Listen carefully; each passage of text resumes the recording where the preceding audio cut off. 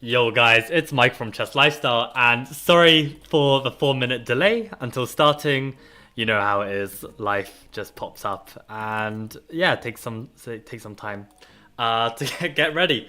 But yeah, welcome to the stream, everyone. Welcome Tricky. It is just me and you, and three other viewers. So I'm glad that you guys are here for some chess. And for today, what I was thinking of doing, I was thinking of playing another classical game. As you guys know, I have this ridiculous ambition to get to 2500. 2400 is already top 10 in on Lichess. Farm my rating, Lucas. I mean, it's tempting, you know. Where am I going to play another 2499 online? Who's not cheating, right? But yeah, I don't know. Like, I think we should save our match for Journey to Master. I think that would be much cooler. And for anyone who doesn't know Journey to Master, basically on the Chess Lifestyle Discord, there is a tournament that I'm organizing which will take place starting in June. And that is for anyone who is looking to train some classical chess before the summer. Maybe you have some classical tournaments, maybe you don't. Tricky says no, not classical. And oh, we have a challenge with GM Boncloud 2500 now. Are you kidding me? Are you kidding me? How did he do that? Did he farm some... Wait a sec. Did you farm some like low rated players? Am I gonna get wrecked by Lucas? Oh, it is tempting. Oh my god. This win against the 16. Oh, okay. They just timed out. They aborted. I thought the guy just like instant resigned. That would have been cool. Damn. So Lucas has been grinding for the 2500. It is tempting. It is tempting. Oh man. Oh man. Arav says no classical, I'm tilted so bad. How did you tilt yourself, Arav? And why? Oh boy, it is tempting. I mean, how many 2500s are you gonna play where you've got 2 out of 2 against them? Actually no, that's not true. That's not true. I think it's 3 out of 4. I lost 1 game on time. I won 1 game on online. Won 2 games in person. Oh, am I ready for this? I'm ready for this. Oh, another challenge from Arav. I don't know, guys. What do you think? Should I play Lucas? Just playing you can steal my rating? I don't think it's necessarily true.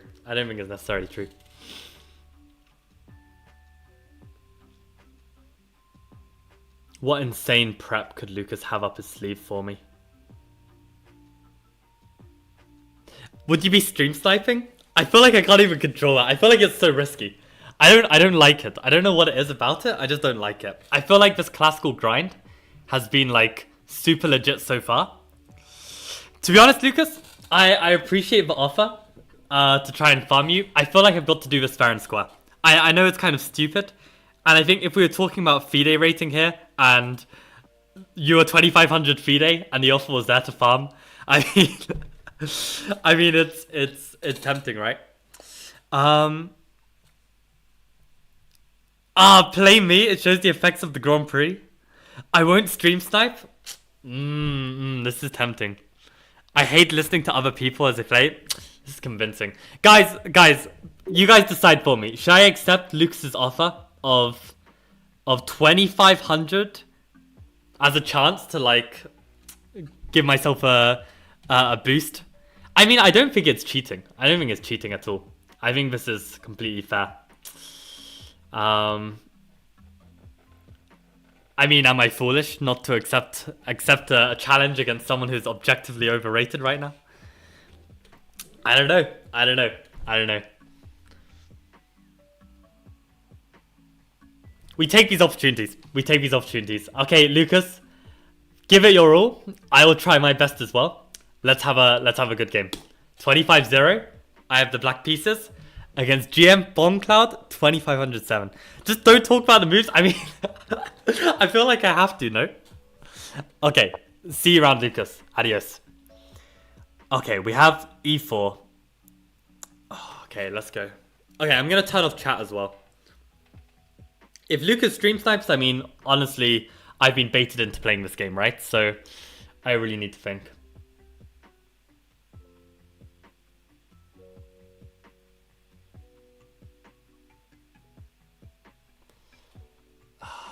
Good question. Let's play Caro-Kann. Let's play Caro-Kann. I mean, let's see. Also, I'm kind of surprised that Lucas has gone into this Knight of 3. Oh, and he's gone for this.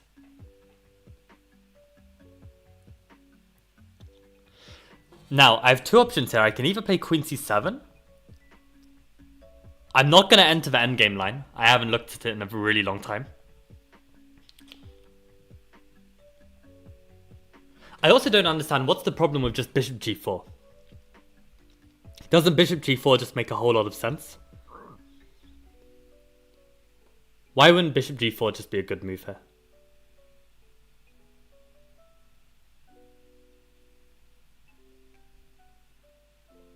I really hope Bishop G4 isn't like some blunder. Bishop G4 makes complete sense. I mean, I've never seen it. I have literally never seen Bishop G4. I know Queen C7 is one idea, which I was going to play, but now Bishop G4 just looks incredibly tempting. I think we're just going to go for it. Get Lucas out of book completely. We're not going to take and potentially open up this bishop. There are all kinds of traps with this Knight of 3. But for sure Lucas is out of book because, I mean, if he's prepped me, I've never played this in my life. And this just isn't a move. But I have no idea why. So it's time to find out. And we have Bishop E2, so we're getting closer to some two knights variation. And I would suspect E6 should make sense. We're not going to enter the endgame line. I think we're just going to play the setup. I mean, it's also unusual because Lucas is normally a d4 player, so I feel like he had to have like prepped this against me, expecting I might try. I might be baited into accepting his offer, but there's no way he's in book right now. There's absolutely no way. Which I think it's a very risky thing to do, to like, you know, like prep an opponent and play like a completely different first starting move. Like expecting that they might repeat. Because the thing is, Lucas doesn't have the same experience in e4 that he has in d4. So this is kind of remarkable to me.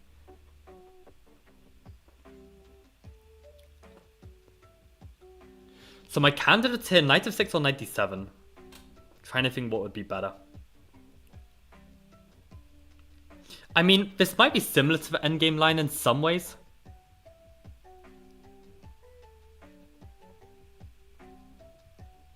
What makes more sense? I'm trying to imagine if these like... Because I've studied some similar positions recently.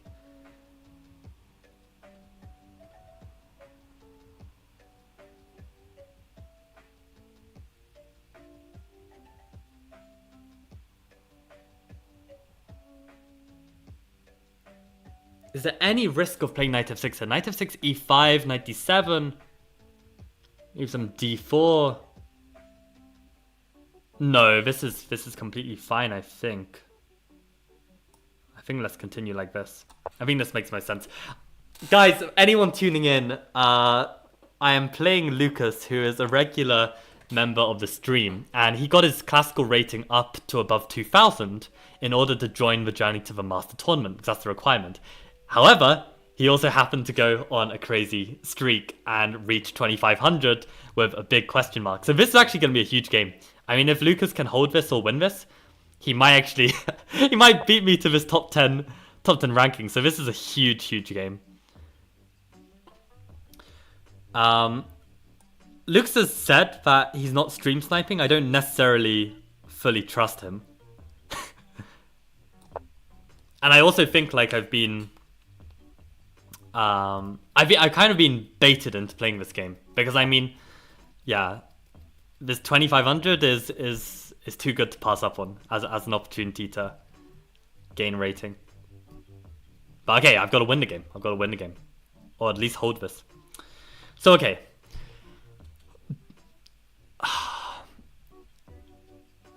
Big question now is whether I want to play with c5 immediately.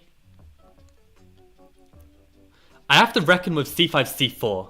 Like, my center could potentially explode. I don't know if I'm ready for that commitment.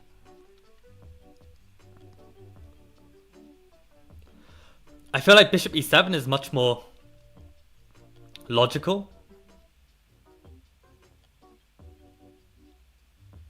think let's stick with bishop e7. I think this makes most sense. I think we don't know yet where this knight wants... I mean, probably the knight wants to go on c6, but we don't know if we want to play c5 just yet. So I think this makes most sense.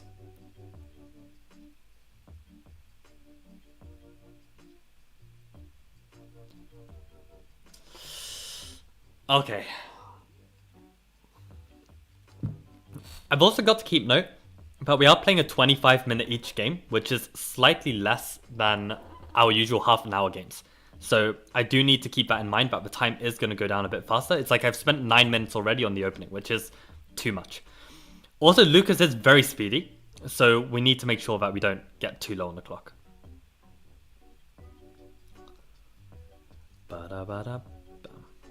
I do believe him though when he says, like, you know, hearing someone talk about the moves while trying to play, it's quite distracting.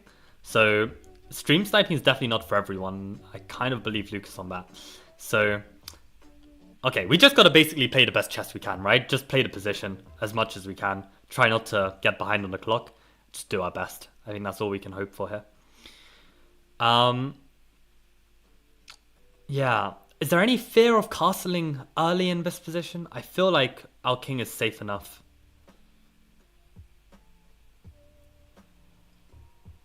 I mean, c5 is definitely what we want to aim for eventually.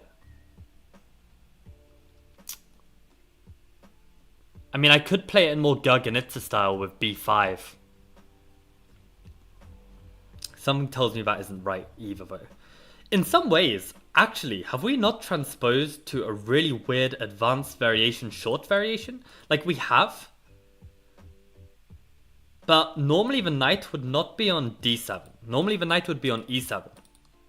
So we've got a weird short variation where the knight is on d7. And my feeling there is that with a knight on d7, not on e7 supporting d5, I feel like c5 is just going to be that tad more risky.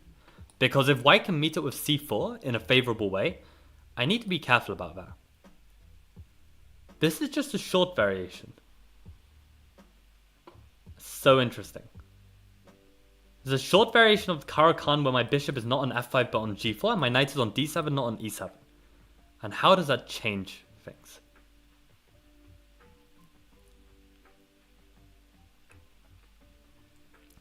I'm glad to see Lucas is in a big think. Okay, knight d2. So this could be with the plan of playing like knight b3, basically trying to take control over c5. And I know one of the ideas here is just to play with like queen c7 and basically play for c5 anyway.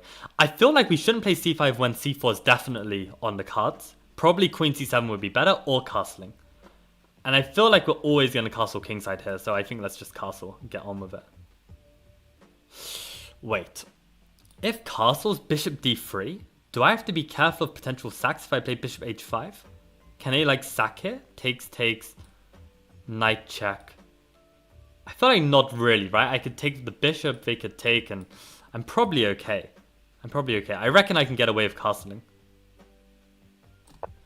I mean, the only alternative move would be to play bishop h5 now, just so that I can meet this with bishop g6. It's definitely not a bad move to consider.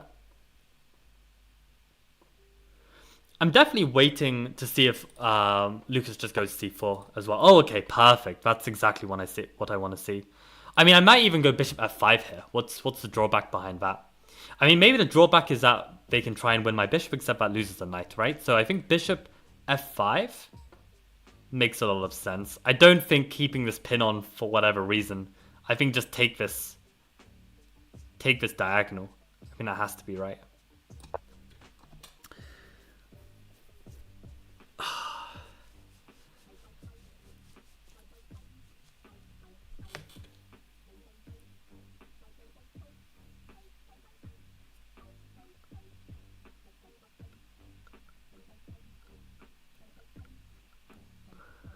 So okay, I'm pretty happy with the position so far. I'm still not completely convinced that I should be playing c5 immediately here.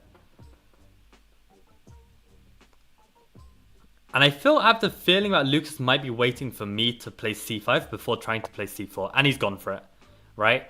But at this moment, I can definitely take. And we get this really interesting situation where white is trying to go ham on this d6 square. And I wonder if my pieces are ready to deal with it. I mean, I could take and potentially try and reroute the knight this way. Again, I am slightly confused how this knight on d7 comes into it. I also don't have to take immediately. I can also like potentially allow this push and then play for b6. b6, a5. At the same time, if I delay, he could also play b3, which might be tough to deal with as well. This is a really tough decision. To take or not to take. My gut feeling says taking is correct.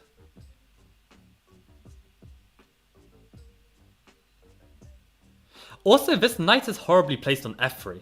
I feel like that piece is not right. I feel like we should be taking this. Let's take it. I mean, you live and you learn, right? We shouldn't be like deliberating over this decision because we basically just have to make a call and back it. You're not gonna get any advantage from spending longer here. It's like you can't calculate anything. Like this is just simply you know or you don't know. And here I don't know, but I'm just going with my gut feeling that taking is the right transformation of the position, right? So this is going to be one hell of a cagey game. It all revolves... Basically, I've got the better pawn structure. I definitely want to play knight b6 immediately, I think. I think knight b6 makes the most sense. I don't want to have any risk of this knight coming in. I also don't feel like I really want to be playing c5 either. Like, I feel like keeping this closed and basically just playing on this backwards d pawn. I think this makes more sense.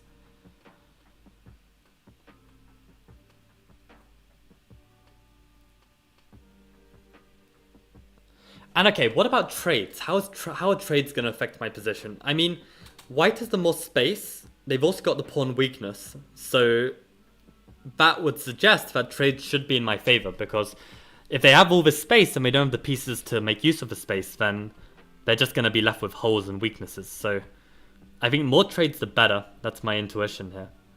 I might be wrong.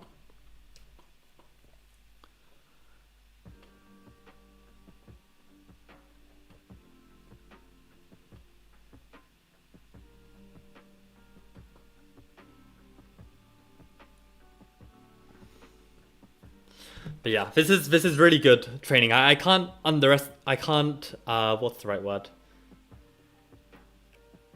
My vocab is so stunted. I can't stress enough how important playing like chess is. Like in the sense that if you want to be better at like classical, you need to play some longer time controls as well. Like you can't just play bullet all day and expect to get to new heights in classical. And right now I am kind of like feeling like this motivation to get stronger at classical. So I think this is good. So okay, queen b3. There's some pressure on b6, but not so much, right? We can start with like queen c7 or something and keep tabs on this square. Maybe they can play with bishop f4. We can also trade while we have the chance, right? Before this knight has like some chance to reroute. I feel like trading has to be good. I mean, is there ever an idea to take on b7? Surely not. Then I just go back knight b6 and the queen is almost trapped there. I mean, I just win a piece for free. I mean, my feeling is definitely to take that knight. Yeah, we're definitely taking this knight. 100%. I'm not blundering anything. Yeah. And let's see how Lucas recaptures.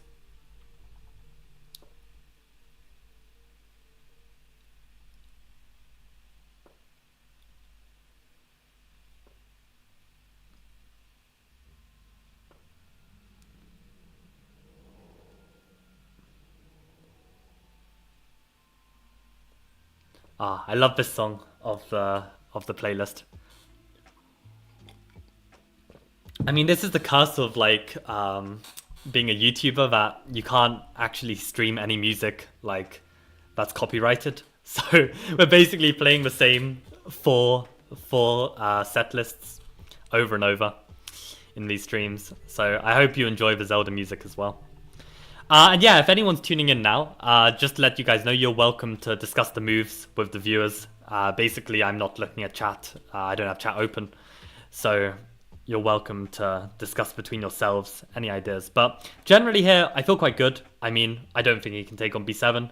I mean, I didn't calculate it that hard, but I just felt like at the very least knight b6. I'm up a piece for a pawn. Like this has to be good enough. Like it'd be crazy if there's like some tactic that works there. Like white's pieces aren't fully developed. Should be all right. So let's assume he takes back, I don't know, with the bishop, right? Then I'd probably want to play queen b6. And I'm happy to take on those double pawns. If he takes with the queen, I don't know, maybe knight d7, develop this knight.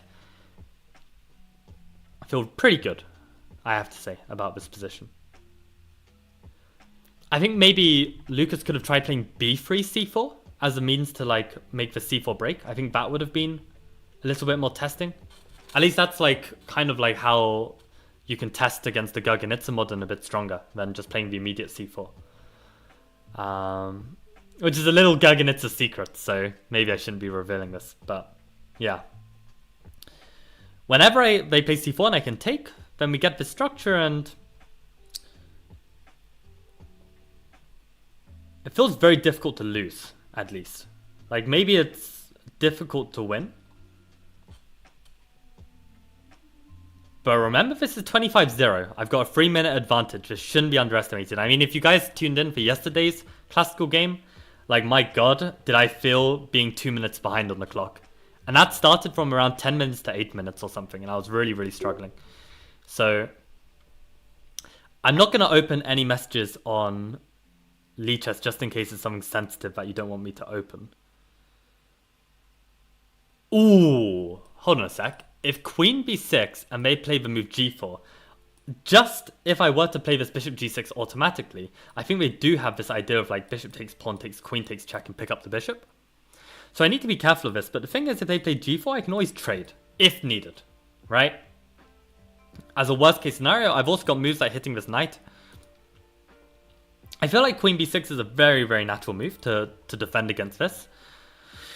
Queen c7, not as big of a fan. Queen b6 feels like the move to me. Queen b6 feels like the move for sure. It's like my c3 Venom intuition. I mean, g4 just cannot be okay. Nah, this is fine. Queen b6 is absolutely fine. Yeah, I don't believe there's anything right now when I've got my bishop here, and I think g4 is a little bit too slow. I can unravel the position in my favor.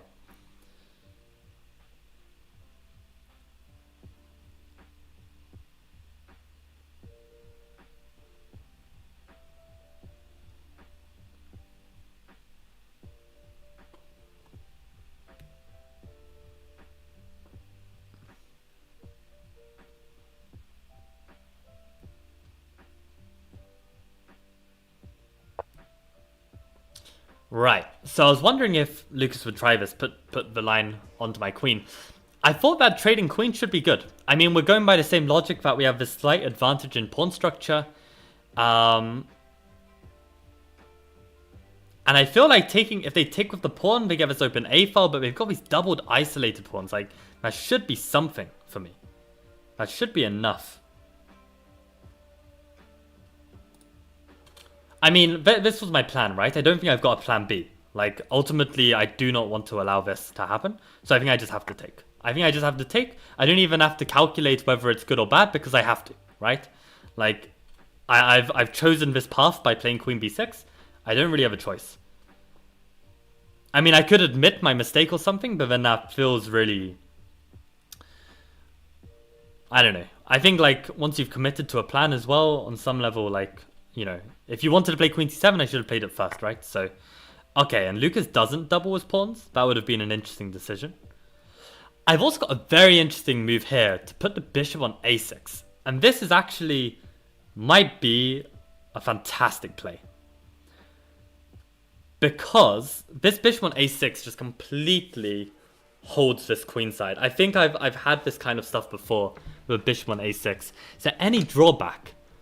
I feel like bishop on a6 is like really handy piece. But I don't know if I'm getting confused here.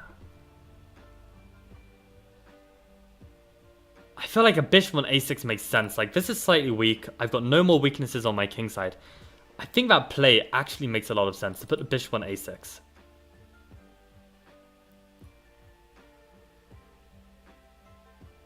What can Lucas do? So Lucas can try and reroute this knight somewhere and try and enter somewhere like this. Maybe on c5 is a bit annoying. I can always keep this square covered. And I think he'd have to be very brave to enter on d6 and allow his pawns to be doubled. I feel like my bishop belongs here. Now that there's no queens, I don't fear my king side. I feel like the bishop's more useful. But also, do I want to control these squares? Maybe I do. Like, what benefit do I get from controlling this diagonal instead? I like the fact that this pawn basically never gets anywhere. I don't know.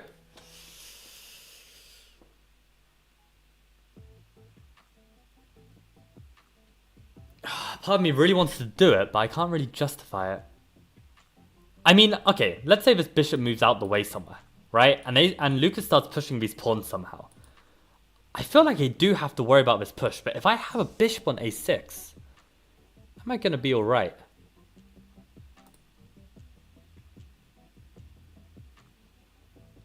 Part of me really, really wants it. Really wants it on that square. Am I in time? Let's say something like this, and they play knight d2, I play knight d7. They can already play knight c4, maybe that's annoying. Because yeah, if the knight gets to a5, this could be a very annoying square. So I really like how it just defends.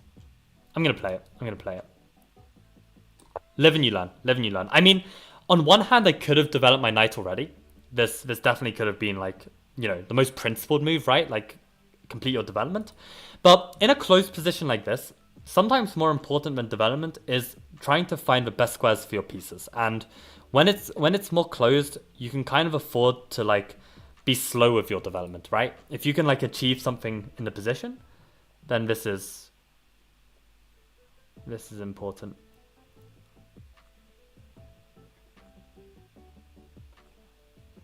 So I think actually it does make sense, because I reckon Lucas's plan should be to play like a minority attack and push these pawns and have the bishop on e2, which is why the bishop on a6 is going to prevent that plan. And I don't think there's going to be anything on this diagonal. We just play h6, and I mean, maybe white could play like g4, f4, f5 or something, but that also feels extremely weakening. So I want to put the bishop on a6. This is my feeling in the position. Maybe I don't have to rush it, right? Maybe I start with knight d7. The bishop on d3 is currently okay. I don't see some trick to exploit it. I think we can just get away with this. I think we can just leave this as like as something that maybe Lucas tries to like gain some tempi on, which doesn't achieve so much. Maybe like this looks a bit mysterious right now. Like, am I planning to go back? Am I planning to come here? What is my plan? Was I simply just trying to confuse Lucas or something, right? So, yeah. Now, where do I want the rest of my pieces? If I have one bishop on a6, I feel like a knight deserves to go on d5, but probably when I can recapture with a rook. So where do I want my rooks? Maybe both rooks on the d file? I probably want to play h6 at some point, but I want to wait to see if like white starts pushing these pawns, because then in that case you might want to keep these pawns all back where they were. But I've had an absolutely horrifying game before where I lost a position like this from over pushing. So I need to be very careful not to get too ambitious. Now my bishop actually does a good job of containing this knight. I wonder if I should even start with knight b6. I feel like I don't want to touch these pawns. Knight b6 feels like the way. Restrict that. Looks like a nice move. Maybe knight b6, rook c3, bishop a6, and they play knight e4. How annoying is that? I don't think it's that annoying. I mean, we could start with knight b6 and see. There's no tricks as well. Always look out for tricks. Never underestimate a trick. like this move, you know, it looks like it's just playing for some strategical gain. There might be a trick, right? So always look out for tricks. Now, if rook c3 does come, we really need to make an important decision. Are we going to put the bishop back to g6, or are we going to put it to a6? And this could change the rest of the game. The more I looked at it, the more I realized actually maybe the bishop's better here. It's a really tough one to say for me. Like, this one feels wrong, but it feels like it could be right. That's my feeling about it. I don't know if I can justify it though if it allows this e4 square, right? Like, the bishop might be better here.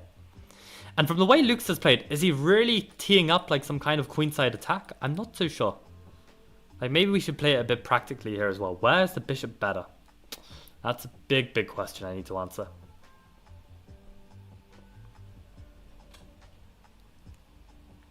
I don't know. I guess if the bishop's on g6, I do stop any rook b1. And to be fair, I remember that when trying to like understand the minority attack, whenever I keep this bishop on this diagonal, there's basically no minority attack. So I think maybe, to be honest, maybe the bishop does belong here. Maybe that's legit. And in some ways, it's not easy for them to play b4, right? Like, if they try and prepare with a3, I can always meet it with a5. Okay, and Luke's is asking me the question.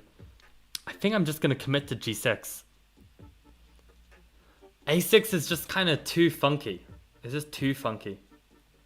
Yeah, we're going to go g6. We're going to play it more sensibly. Let's play it in the most principled way possible. So I think Luke's is going to be quite confused why I went bishop d3. If he watches the stream afterwards, that will make more sense. And now we should double on the d file. And the question is which rook? Probably the f rook. I think that makes the most sense. Let's not dilly-dally. We've got a 2-minute lead. Let's keep it. Again, I should probably be looking for tricks, whether a3 is something tricky, but I don't see it. When we've got like simple improving moves and we don't have a clear knockout either, like just play the simple improving moves. Okay, the knight comes back to f3. I guess trying to find a new route. Maybe we even play h6 so that we don't lose this bishop, right? I feel like h6 is such a useful move. Let's play it. So this is... Okay, I mean, I didn't even see that the knight was hanging. But I think in general, I've been wanting to play this h6 move for a long time. So I think that's okay. And then we probably want to double on the d file. This also looks right. We also have created a luft for our king. So it's very nice. So I think doubling on the d file makes most sense.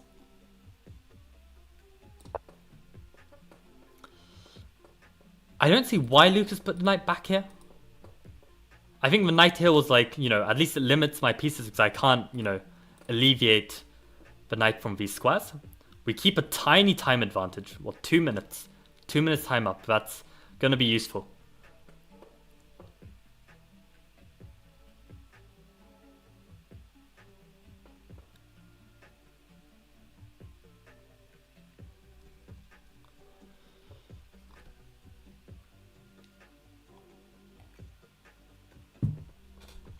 So, okay, let's say I get everything I want, right? I put my rook here. All my pieces are on nice squares.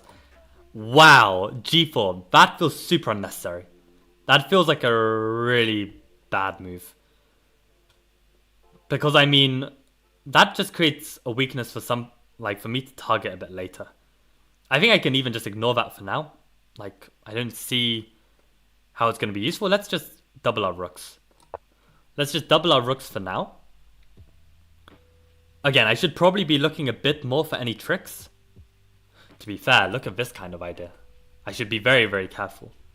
Like, if there was some way he could, like, I don't know, capture my f-pawn somehow or something like this. So I need to be careful. Like, these tricks exist. Now, bishop e4 stands out as a move.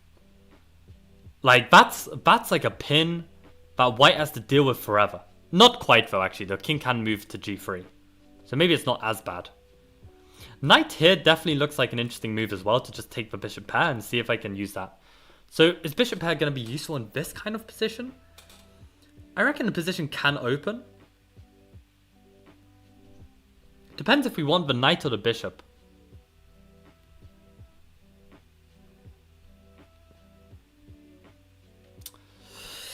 Again, very big call. Very big call. What to do?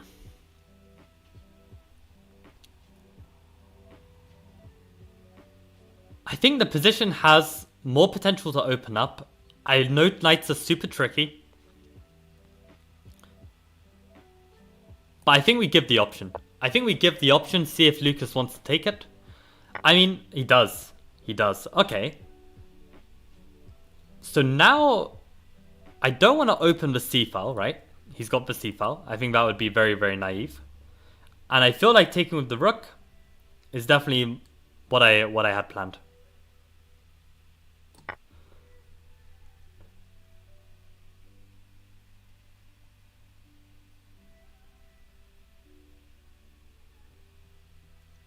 Now, I guess there is one fear of knight d2, knight c4, knight d6 kind of stuff, but what does that do? Doesn't really do anything. Maybe knight d2, knight b3, knight c5. This could be kind of interesting. At the very least, I can chop the knight. I don't think it's like super strong or something. Okay. So we have some weakness on b7. The question is now which rook to use to defend and how and what's going on. Probably this rook back feels like the most sensible. And maybe starts pushing the a-pawn. I can try push it all the way to a6 maybe. So maybe that knight was more important than I gave it credit for. So do I have a proper defense against a4, a5, a6? That's a very natural way to play.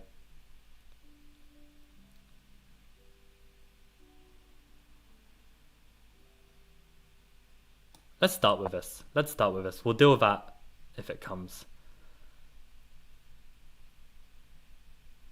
I mean, I still don't know 100% if I'm getting stream sniped as well. Like, I mean, I have Lucas's word for it, but I don't know. I mean, this was a risk from me as well to take this challenge. I mean, at the very, very least, you know, he can get to a5, I can play a6. Like, this isn't ideal to weaken those dark squares, but I feel like it's not the end of the world.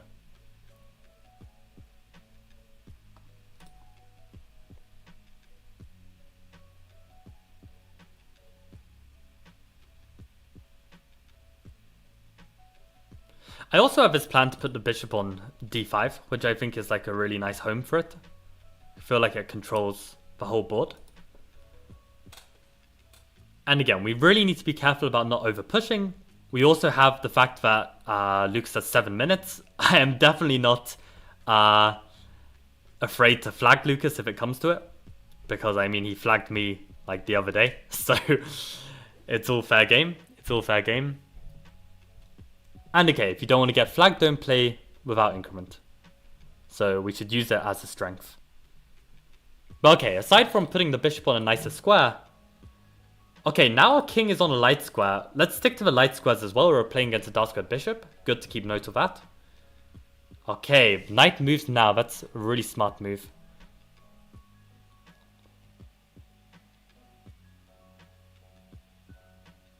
So I can't play bishop e4, annoyingly. But I can if the knight ever moves. Like, if they play knight c4 or something. The only issue is I don't really have an active plan. I also need to reckon with this idea of white pushing f4, like rook f1, f4, f5 kind of stuff. That kind of seems a bit scary. So maybe I should already try and hit this structure with h5. Could that be an idea? Not really. They can always just take back on what have I achieved. Not so much. So I need a good plan here. I need a very good plan. You know what? I think I've seen one. Unless I'm missing a tactic?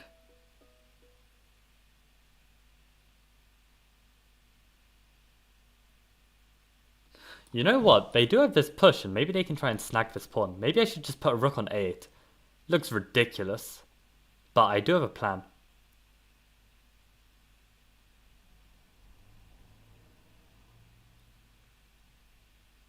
I mean, I don't want to have to deal with that. So I'm going to put the rook on a8.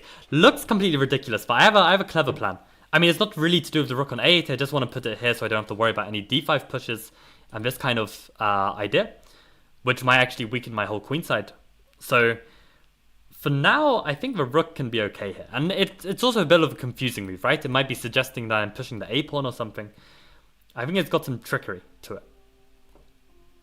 How are we doing? Okay, we've got plenty of audio still to go. Aha, and we have this move, so now I have the chance to reroute the bishop on a better square. I think we want to take that opportunity. I think we definitely want to take that. And I don't see a way that Lucas makes use of his knight. Maybe knight a5 is slightly annoying, but that's why this pin is going to be even stronger, right? So I'm playing this 100 billion%. I think Lucas could have finessed this, right? Before playing knight here, he could like improve his position more, right? Allowing me this is just careless. It's really careless. Okay, I'm being really harsh to Lucas, but he's a good player, so I can be harsh to him. I mean, he's literally just started chess like in the pandemic or something, and he's playing so well already. But I think this kind of subtlety, like king g3 or f3, like this needs to be played.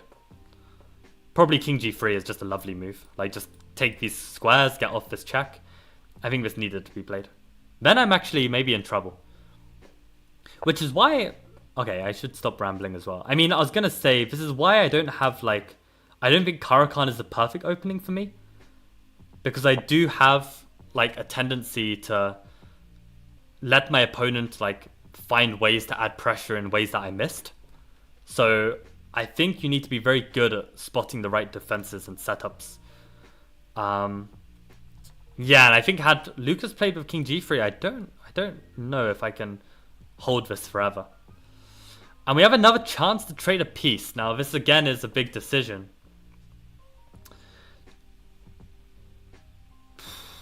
I mean, these pawns are in dark squares. So definitely I feel like I've got the stronger bishop. I just don't know if I've got enough in the position. Keeping the bishop pair definitely gives some imbalance. My whole plan, by the way, with rook a8 was to play bishop d8, bishop b6.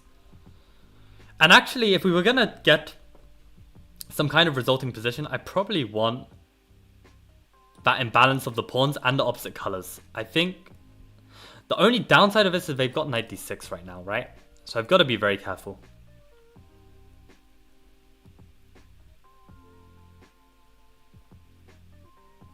I'm so tempted to take this knight and try and grind Lucas out.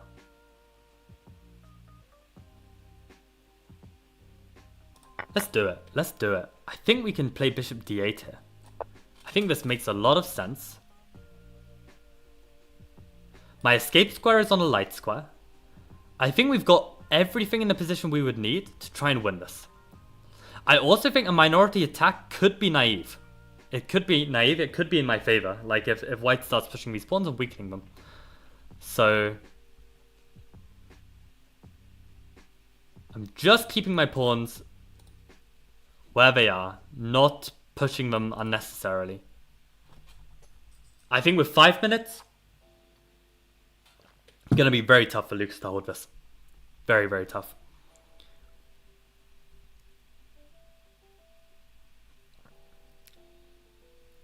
If he plays rook f1, f4, f5, how do I deal with this?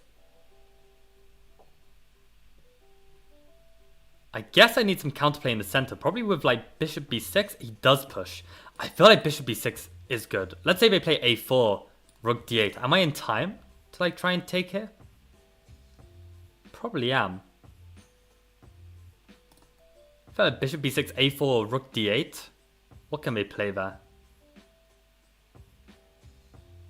Take. Yeah, we're in time. We're in time. This is like the only active plan I've got anyway, so I need to go for it. I need to go for it. I feel like I'm just in time to make this work. I mean, after a4, I could spend a tempo playing a6. But I don't even know if like this is like a pawn structure I want with these doubled b pawns. I feel like the pawns are just too weak anyway.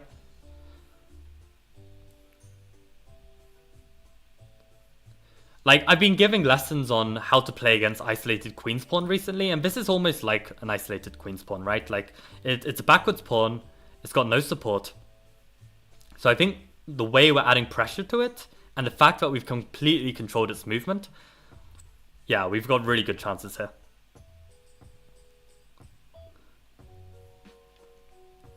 So a4, rook d8. If a5, I think we can just take it. We need to calculate this way.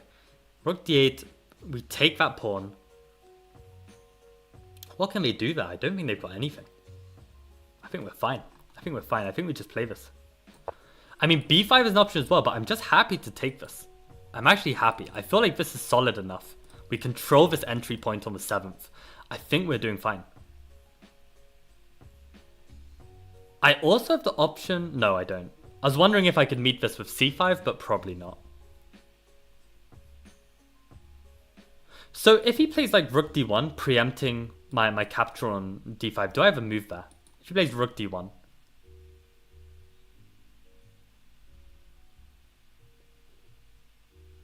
It's like very close to something.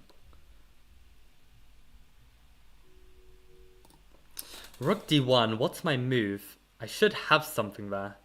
Maybe bishop c7 to play for some tricks, but bishop c7, f4, what have I really achieved?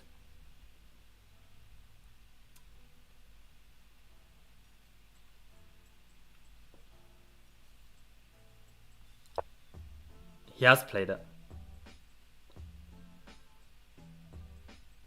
Maybe I can go rook d5.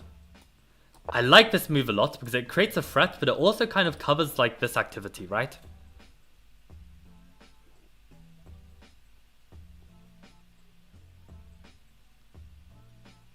I think it does at least. And I may have missed something. Oh crap. But I'm probably fine tactically. Am I in time? I mean, I have to play this. I have to play this. And the question is a6? He missed a6. I think a6 was really strong. I think a6 was super strong. Now that he's got this structure, I can play a6 and lock these pawns on dark squares. I think a6 was huge. I think a6 was absolutely huge for Lucas. I think he panicked under time pressure.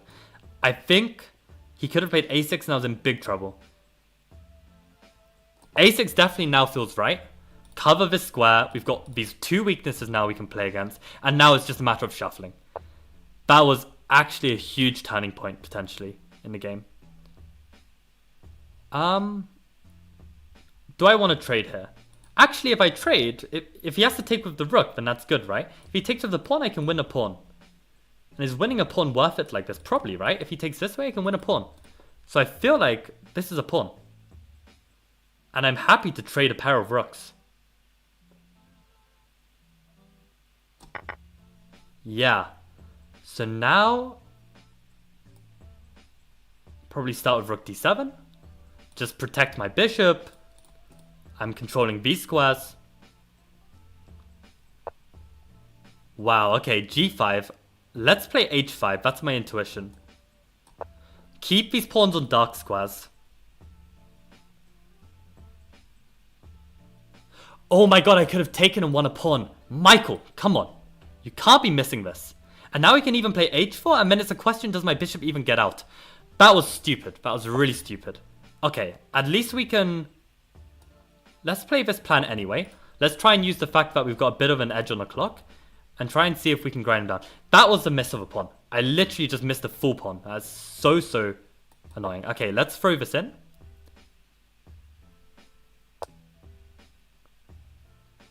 And this is the advice you often get as well. When you're up or you're winning in position, never try and play on the clock. That's kind of what I'm doing now. And it's risky. Like, I just missed the chance to be completely winning. And the thing is, he can kind of create like some kind of bind on the dark squares. If my bishop is never able to unleash itself, this could be a problem.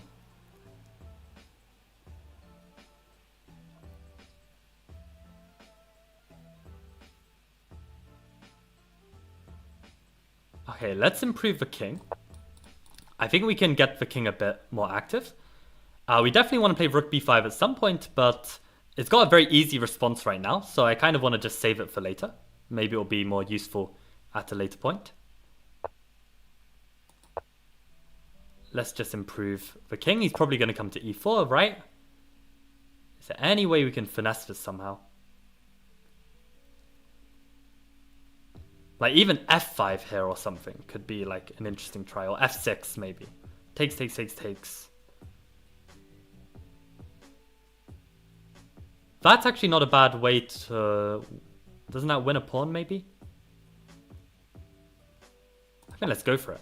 I mean, his rook is extremely inactive on c4 right now. So I think this is a really good opportunity to make this break. And basically, there's huge pressure on h4. And Lucas also has a huge time issue as well. It's going to be really, really tough. So now I can win a pawn. So what's the best way to do it? I can even take here. Oh, he can't even take back. He can't even take back. That's a piece. That's a piece. Let's go. Let's go. So interesting. So interesting. I have a feeling that Lucas had his chances. I think Lucas had his chances. He had that a6 move, which I was very careless to miss.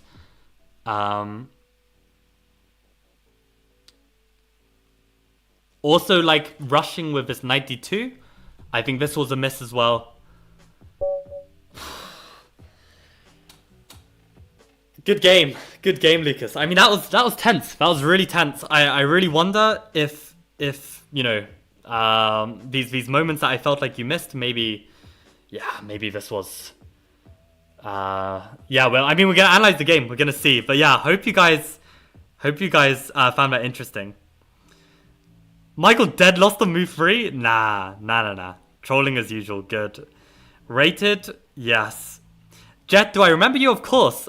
You even became a YouTube member, and I appreciate that support. And yeah, I remember meeting you at the Leicestershire Junior competition, so of course. Skibidi is revising GCSEs. What about Bishop E4? GG. Hi, want to play me? I want to analyze this game first. So I was going to wait till Lucas comes back in chat to analyze. I don't know if... Okay. I will take a look at those messages later. Let's have a look. I'll add this to a study, actually.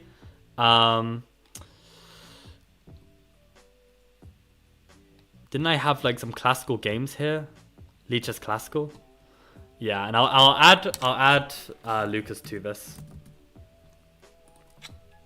I mean, we can have a look here.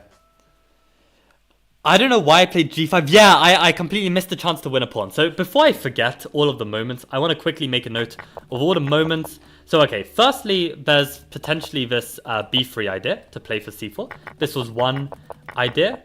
And then later, I also wanted to evaluate what happens here. These are all Lucas's moves. Like, I didn't have anything. Oh, also this moment, whether my bishop belongs on a6. This was something. So I think, Lucas, you're going to really find, like, watching back the stream and listening to my thoughts, like, really interesting here. But I thought, yeah, this moment was... oh, no, this was... Yeah, this moment here was premature, I felt like. I felt like king g3 is definitely better to avoid this tempo. So you're not losing a tempo there. I felt like that was important. And then I also thought later on, this moment here, like, I know I've got this trick, but I thought a6 was really, really strong. So these were like my big moments where I thought I might actually not be doing so well. And I also thought there was some moment earlier where I thought you might change plan and play for maybe like rook f1, f4, g4, f5. Like this was like some idea as well. So I think we'll get back to these moments, right? Are you rank banned, Michael? No. Basically, you need to play enough games to lower your rating deviation to a point where you're included in the ratings. And I think right now, my rating deviation 90.55. So I actually didn't gain any rating deviation from beating Lucas, I think, because he had a question mark, so maybe that doesn't affect it. Or maybe it's taking some time to review. So yeah, I still need to play some more, but okay, that was an interesting game. Why rook a8? Yeah. Okay, I managed to confuse Lucas. So the reason why rook a8 was I had this plan to put the bishop on b6. But I felt rook a8 would also be confusing. Like, you might like question why I'm doing it. Am I pushing the a pawn? But there is a second reason that I wanted to make sure there wasn't some d5 and bishop takes a7. I wanted to make sure that like I wasn't blundering this. Like, maybe I did blunder it for a move. Like at this moment, maybe d5 is also a move here, right? To try and take on a7. So let's go step by step. And actually, this remedy of playing bishop g4 in this variation, yeah, this just seems so nice. Like, Wait, Lucas, you're going too fast for me. You're going too fast. I wanna go slowly from the beginning. I wanna see. Oh, Bishop G4 is actually a move. Oh, well then why doesn't everyone play this? Oh, this is such like an easy move to play. Yeah, this is. Oh, why doesn't everyone do this? I mean, I've literally never considered it before, but yeah, it just makes so much sense. And really glad to. This was another move. I wasn't sure. Yeah, C4, right? So I can't play C5 yet, and especially when I don't have a knight on E7 protecting D5. This was really important. So that's why. Yeah, I don't want to play C5 too soon. And yeah, basically, I was wondering whether you could play B3 first. I prepped 10 minutes on the endgame? Right. Yeah, I was wondering why you played E4. I was wondering if you had some prep. Yeah, and I didn't play into it. I really hate going into that endgame because most white players seem to be very prepared in it. So why would I give myself that challenge of playing a 2-result game when the 2 results are not in my favor, right? So, wow. B3 is met by C5? And what is C4 now? Like, I don't understand this at all. I don't understand this. Why is this C5 now suddenly good? I can just play knight C6 and I'm fine. But here it's just not fine. So what's the difference? So in this position, I can play knight C6 and I'm just better. And if they take on D5, I take, and I'm just chilling. I'm just chilling. So what is going on here? If C4 here and I just play knight C6, they take on D5. What's the difference? So the difference is that I'm slightly underdeveloped. Slightly underdeveloped with center opening up equals plus 0.5. So basically white's got a slight edge here with some like play in the center, either with rook e1 or bishop e3. But then in this position, apparently I just have a complete advantage. Like what if, I guess here there's some big pressure on d4. That's really interesting. So like bishop b2 is kind of needed. And we're just doing good here. Like that's kind of surprising to me. Like the center, I don't like weakening it. I don't like losing this e-pawn.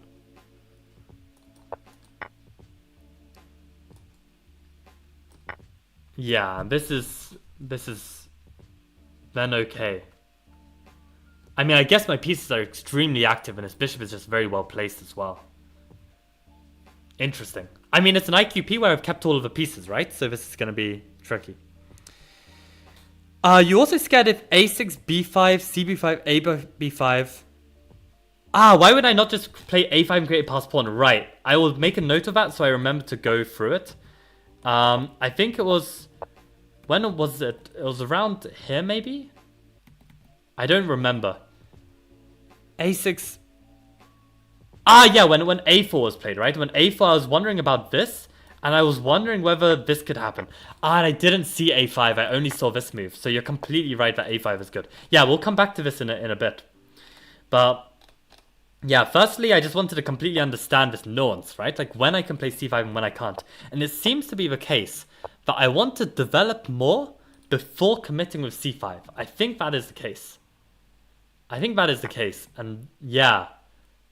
Therefore, b3 is not actually that good because c5, once properly developed, our c5 break gains in strength. Okay, nice. So that's really cool. Yeah, this is actually better for black, so really interesting. And this is like slightly better for white. So okay, let's keep going. Lucas, if you have any thoughts as well during the game, you're welcome to comment. But yeah, I took on c4. I actually shouldn't take.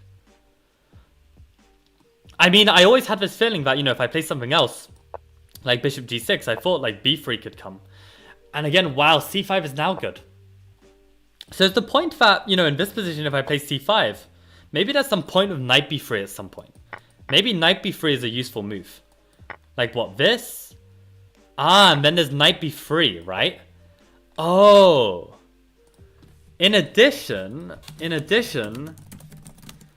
b3 pawn blocks the move knight b3, which can be useful when the center opens up.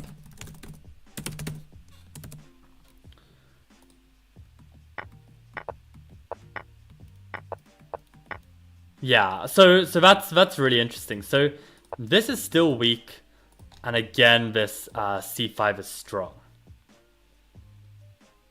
That's so interesting. Okay, okay. Blocks knight b3. Right. So then we've got this c5 break immediately, and I'll put here like knight b3 has not yet been blocked. I think this is an interesting conclusion to make. I mean, I'll have to investigate it further, like through more experience. But I think as a point to remark on for now, it's all right. And I was looking at this idea where g4 can come in, and I was just making sure I'm not blundering any tricks, right? Like, oh yeah, I looked at this, but then just knight b6. Yeah, exactly. I saw this move. So yeah, this is the problem.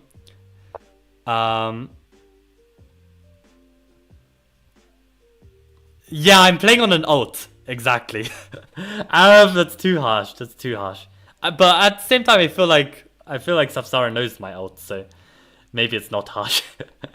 Okay, now I'm being the one who's mean. So okay, anyway, in this case, basically, yeah, I thought Queen b6 was good. I was just wanting to make sure that I didn't blunder anything like this. I was a bit scared of this kind of stuff, but oh, I can block Rook f7. I didn't see this. I thought that g4 maybe I would have to throw in this. And I thought at the very least I've got that. So also fine. Yeah. I mean, yeah, you can take with the B pawn, A pawn, and you get this interesting structure. Like, I didn't really know how to evaluate this. I felt like probably it's a bigger weakness for you. But you do have this activity, so it's tough to say. I mean, I can play with A6, right? And the problem is that you're never going to be able to push B5. So I feel like in this kind of situation where you don't have like a clump of pawns, it's harder to make use of. I think this a6 is just going to be good. So yeah, I did this trade and I played bishop d3 here because I originally wanted to play bishop a6. And yeah, I wondered if this was any good, but I also was fine if it were to happen. But okay, I can't just play a move like knight d7 apparently. g4 is apparently strong. And what's the idea? Knight d2 now. I mean, I would have thought just a6 is always fine. Like, is it too bad to weaken these dark squares? Oh, and we actually go for this plan. I see. Yeah, and I need some active counterplay because maybe the problem is I don't have enough activity on this side of the board, and you've still got this plan. Like, I was always a bit curious why you weren't trying for this f4, f5. Ah, his ult is 2300, that's why. Yeah, so I've basically been playing more 3+2, and I also haven't been playing enough. So this is the two reasons. If you knew, why did you ask? Yeah, I'm not going to get involved in this. For the record, guys, Arav and Sapsara, Skibidi and Tricky are my students who also enjoy watching a stream. But yeah, this looks rough, right? Like, I wouldn't want this. So this is actually what I'm curious about. Like, how do I stop this advance? And maybe that is why at this moment h5 is so important. To stop eventual g4, f4, f5 play. That's really interesting. Like, it's already important to like take precautions here. So my question is then, why can't you do this earlier, right? Like, if this is such a fear, like, why can't you start with g4 now? And then like play knight d2? And I play rook d8 and you start this f4, f5. Okay, you're dropping a pawn. So I guess, okay, you got to be a bit careful. And that's why bishop e3 is needed first. So, okay, like, I'll just make a note of this. Playing for f4 when the center is weak, i.e. without bishop e3, black can counterattack. I can't spell in the center. Oh, and Lucas, I just noticed that you're messaging on the chat room here. So I thought about b3 too. Yeah, b3, scared about c5. Right. Yeah, why blunder a pawn? Yeah, okay. So this is, this would be better for black. So really interesting to see. So as soon as bishop e3, now I need to be careful. So now I should be careful of g4, f4 plan. Yeah. So that's really, really good to analyze and understand. So basically here, I mean, now my bishop actually isn't no longer a target on this square, so maybe this plan is less good. But we did basically get to a situation where I made this call to put my bishop back on g6, and I was really, really tempted to go a6, but I just couldn't justify it given knight e4. And I just wasn't sure how to meet this knight c5 move, and it does seem to be a legit way for white to play. And like, even if I get this situation, right, where I take this control over this square, I have to be careful about this all the time. Wow, it actually doesn't like this move. Interesting. What is it like? Oh, no, it does like this move. That's the only move. Okay, actually it is better for black. Okay, interesting. I mean, I was just afraid that maybe if you get a knight here, right? Oh, you don't have a knight. What am I talking about? What am I talking about? I think I was somehow afraid of you making use of this square, but I guess if I can clog it up, then there's no worry. Interesting. Least impressive feat of Michael B. Like, I mean, I'm 200 points below my peak, so I think it is quite poor. But yeah, I need to just play more. I think that's gonna be key. When a piece is on f5, I learned that h5 is useful to stop any ideas. When a piece on f5, I learned that h5 is useful. Yeah, right. When the bishop is on f5, you play h5. So yeah, similar kind of theme. It's really good. By the way, guys, I do need to leave in 5 minutes. So I can't stay for too long. So maybe we'll hurry on this analysis just a little bit. I actually have a meeting at 10 p.m., if you can imagine, to finalize some logistics for the Turkey trip for my talented students. We're going to go to Turkey on Monday for a week. So actually, I should probably announce that. I'm not going to be streaming starting Monday for 5 days, just to focus on the trip. I mean, I'm going to have way too much to worry about. So, yeah. I'm going to have a short break, but I will be back, of course. And wow, c5 now. Oh, c5. I didn't see that. I didn't see that at all. Oh, and it's bishop e4. Yo, bishop e4. Oh my god. Oh my god. Do you have a second job? I mean, this trip is... Yeah, I didn't even see this. I didn't even see c5. I didn't even see c5. I mean, maybe this is why I'm not, like, using my pawns enough. Yeah, I should really be looking out for this with this pressure on the d file. Yeah, and missed the fork. Right. I can stream for you. That's not... Yeah, okay, well, Arav, I'm not going to give you rights to my stream. Like, I think that's way too much risk. As you can tell, I'm a risk-averse kind of guy. But maybe getting someone else to stream for 5 days on my channel. How crazy would that be? Yo, can you imagine if I get Dylan to stream for 5 days? You know what? I'll ask him. I'll make a quick note. That would be pretty hype. I feel like Dylan needs some exposure on this channel. It's been so long. I mean, some of you probably don't even know who Dylan is, but Dylan started out this YouTube channel with me, so I feel like it would be cool. But yeah, I was wondering actually around here, could White have tried d5? Yeah, look at that. Look at that. Engine top move. And the point being is that there's pressure on a7. I just completely missed this. I completely missed this idea. So what am I supposed to do about it? I don't have anything to do about it. This is just all like happening. There's this d5 break. I mean, now I know that I can look out for this bishop e3 and yeah. And this is the thing, Lucas. What I would recommend to you is, unless you are serious about playing e4 properly, then don't try and prep specifically one player and try and play e4, because these kind of like misses, this will come from lack of experience, right? And I mean, I have lack of experience as well, but I mean, I am also trying to play Caro-Kann.